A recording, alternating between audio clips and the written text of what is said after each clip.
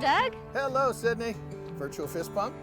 Can I take your guitar for you? Will you please? There you go. It's time to sign into Jessop's journal. Okay.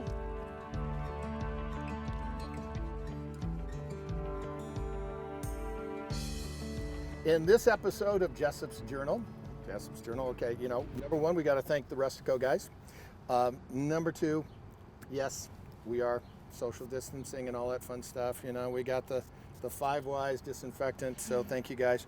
And yeah, I did wear a mask, I promise, but Taylor Cooperative, thank you for making that in my suit. But I think we're far enough away.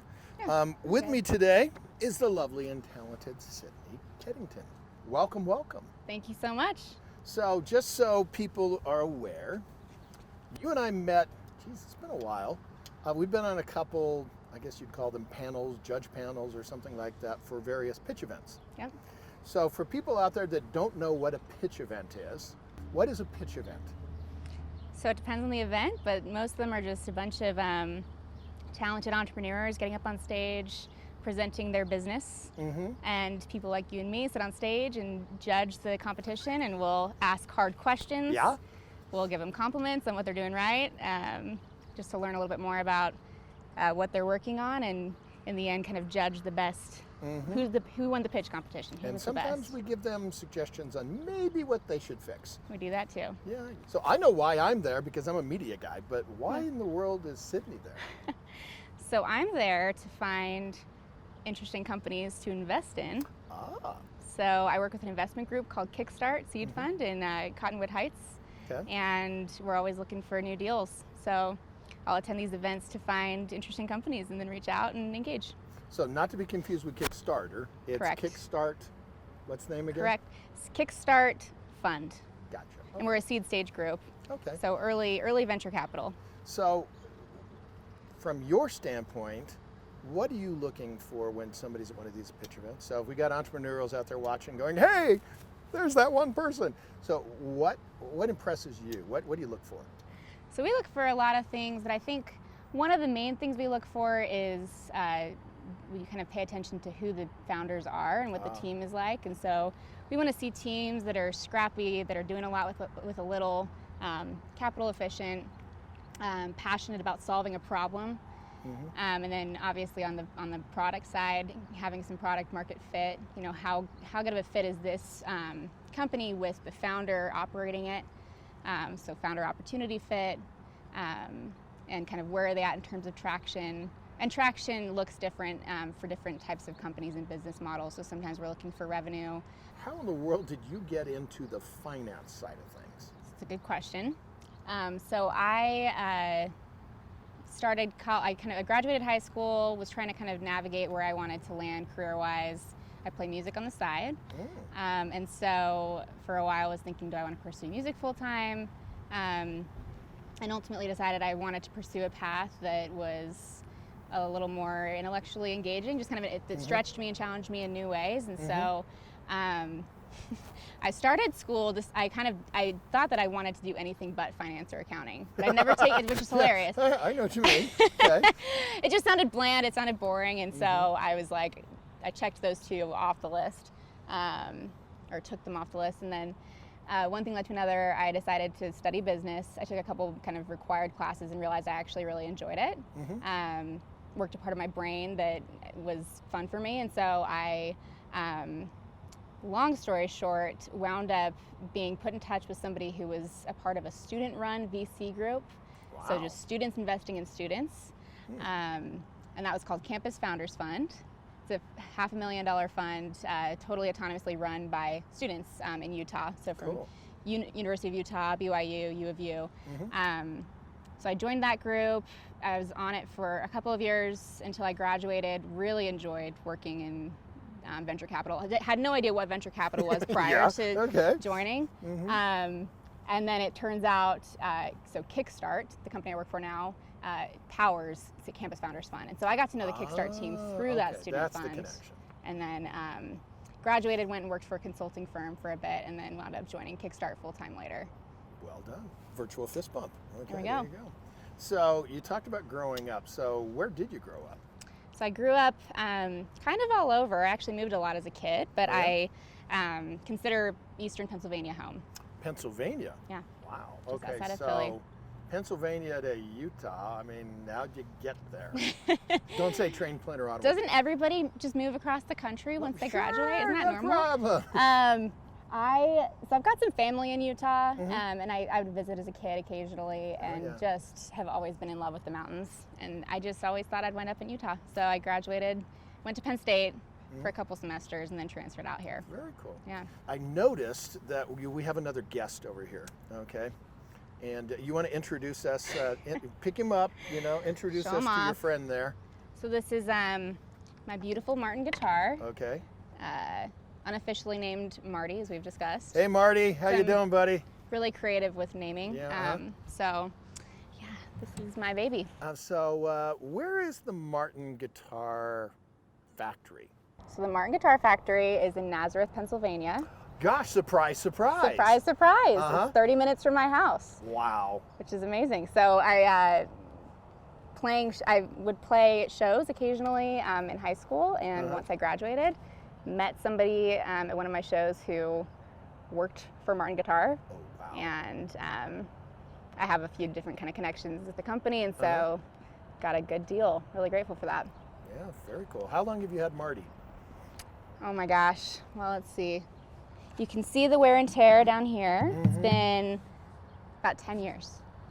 When was the first time you remember singing, or with a guitar? Did you take guitar lessons, or did you just kind of learn it, or how?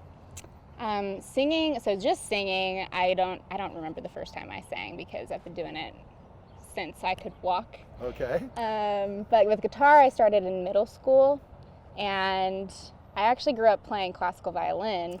Really? Yeah. Wow. So my mom is a classical violinist, and her parents are both classical violinists. It runs very deep in the family, and wow. Go mom and go grandma. Go mom, go grandma. Sweet. So I think that there was violin is a very technical instrument, especially classically speaking, and so I think there was a lot of transfer from technique, in terms of technique, from violin to guitar. So now, obviously, I know you're a singer, okay, but a little birdie, Marty kind of told me on the side that you are also a songwriter. We're going to be doing a special Jessop's Jukebox with the singing of Sydnie here. So we're going to have her give a little tease, but you're going to watch that another show. But there's this one song that you sang earlier, and I'm going to have you sing a little bit now.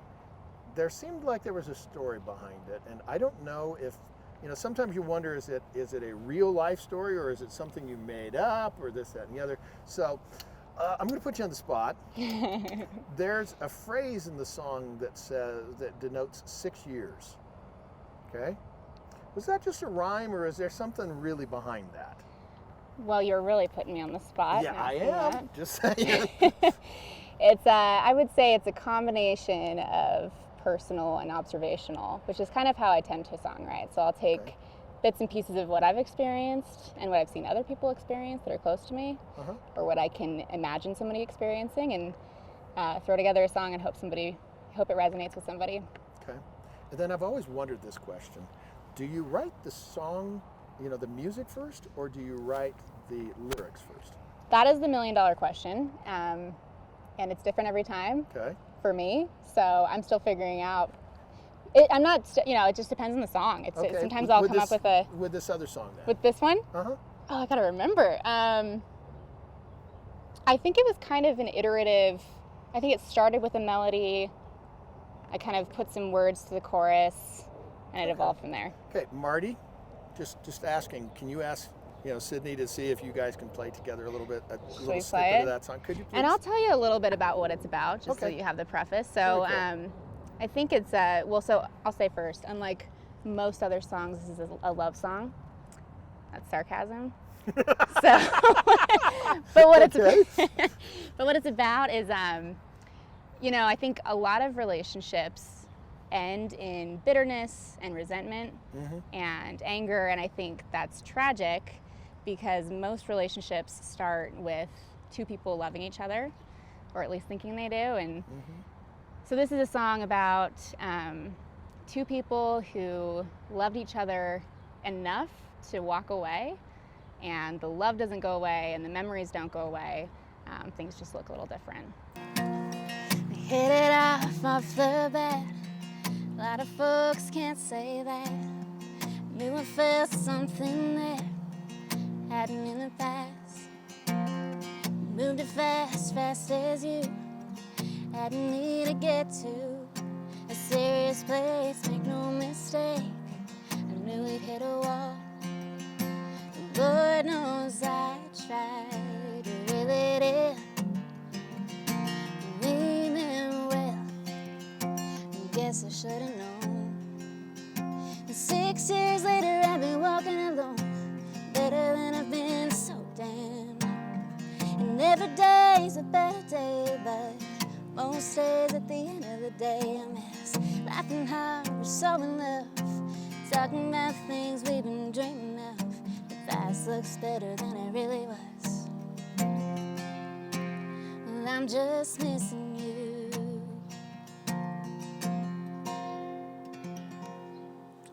There's a little teaser. So, everybody, just so you know, okay, when you watch this, you can say, you remember that one, that interview a long time ago with Sydnie Keddington? Yeah, Doug got to meet her. It's like, yeah, cool. So that was beautiful. Oh, man. Beautiful. So, out of curiosity, is your grandmother still around? My grandmother is. My grandfather passed a few years ago, but Okay. she lives just down the street from me, which is the best. Oh, very cool. So what's Grandma think about her little granddaughter playing all this fun music? I think we have fun with it. Every holiday season we'll do kind of a guitar or violin combo and get the grandkids together and play some music, Von Trapp style. It's awesome. It is very fun. I love it. Well, Sydnie, here's the thing. Jessop's Journal, I've got a couple slogan lines. Stories have power. They help us understand each other. You and I have visited with a lot of different people and such and seen things. And to me, it is kind of the story, their journey. And the folks at Rustico that makes my journals, and this was cool, that they let me pick this one piece of leather out that they were going to throw away. Huh. And because it has scars and all these tears and everything, but I'm going, you know Beautiful. what? For me, life comes with scars. Now Absolutely. they made you one, it's nice and smooth and all that stuff, but but the thing that I wonder is they have a hashtag called Leave Your Mark. So, putting you on the spot again, Sydnie Keddington, how do you want to leave your mark? I think the way I'd answer that is not letting life happen to you, being intentional, knowing what you stand for, what your values are, and living by those values. Mm-hmm. Very well said. So authenticity Yeah. is key. Well, Sydnie, thank you so much for sharing your gift of music and your knowledge about all the finance stuff. It's been fun visiting with you at various events, and I have to admit, I looked on social media and I'm going, Sydnie has been holding out on me. I had no idea you were a singer. It's like, wow. And you're not just an average singer. You're pretty dang good. So I appreciate that. I'm now your agent, right? Obviously. Okay, we have this on camera. This is on I'm now camera. our It's agent? recorded. Okay, very cool. Doug's my agent. There you go. Well, I'll take it. Talking about gifts, I want to thank the people that make Jessop's Journal possible. I mean, first, it's Jessop's Journal. You got to have a journal. Rustico, they made you one. That's so cool. And then, of course, Taylor Cooperative, makes all my stuff. And, yes, I do really serious have a face Mac that they made. And then, it's kind of crazy times. And so, the hand sanitizer, 5 Wives. Okay, who knows? I mean, Ed and I did a story on them.